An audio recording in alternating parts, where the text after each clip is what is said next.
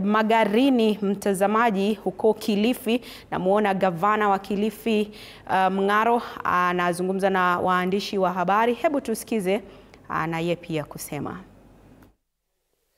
Kwa sasa bado shughuli inaendelea vizuri. Kumekuwa na changamoto ndogo ndogo hapa na pale, lakini kwa ujumla shughuli inaendelea vizuri. Kuna amani. Naona kidogo watu hawajaanza kutoka kwa wingi. Kuna wale wametoka asubuhi, lakini bado tunatarajia leo mchana watu watatoka kwa wingi zaidi waweze kupiga kura.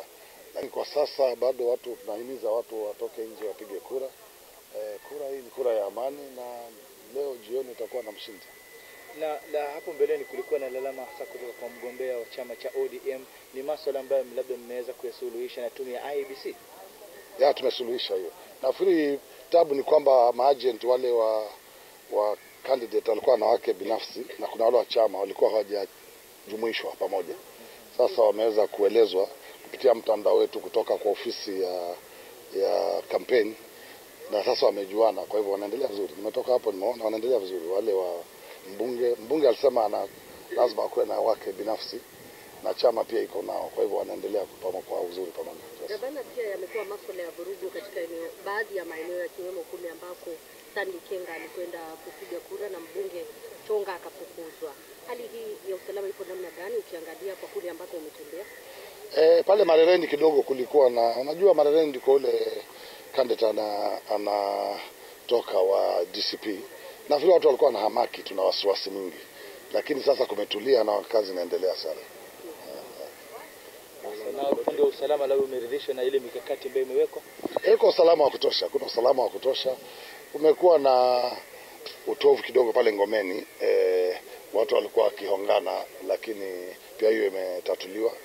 Kwa hivyo natumai kwamba kuendelea mbele sasa utakuwa na amani. Naendelea kuuliza watu wa Magarini waendelee kuweka amani. Vile waliweka amani ya campaign, waweke amani pia siku hii ya leo ya kupiga kura. Kumekuwepo na swala la hofu kwa baadhi ya wale ambao ni waniaji, na pia swala la kusafirishwa kwa guns kutoka baadhi ya maeneo kuja upande huu. Ni kitu ambacho umekishughulikia kama gavana wa eneo hili? Tulishirikiana toka jana, ndio maana unaona hata road block iko.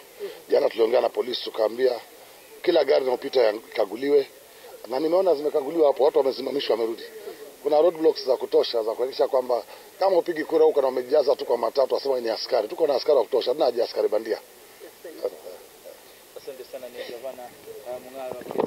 Na bila shaka ni gavana Mung'aro ambaye amekuwa akilizungumzia swala la usalama katika kaunti hii. Kumbuka kumekuwepo na tetesi kuhusiana na wale ambao ni gunsa ama wahuni ambao wanadaiwa kusafirishwa kutoka maeneo mengine kuja huku.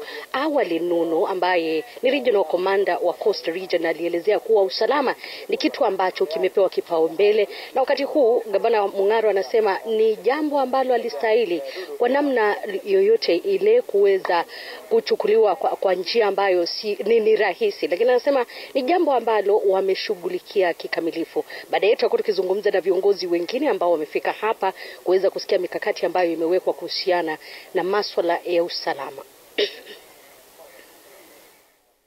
Asante sana Elizabeth Mutuko, mwandishi wetu wa habari ambaye yuko Magarini, kaunti ya Kilifi, ambako amezungumza naye gavana wa kaunti hiyo Gideon Mung'aro kuhusiana na hali halisi ya chaguzi ndogo katika eneo hilo la Magarini. Kwa sasa kutoka Kilifi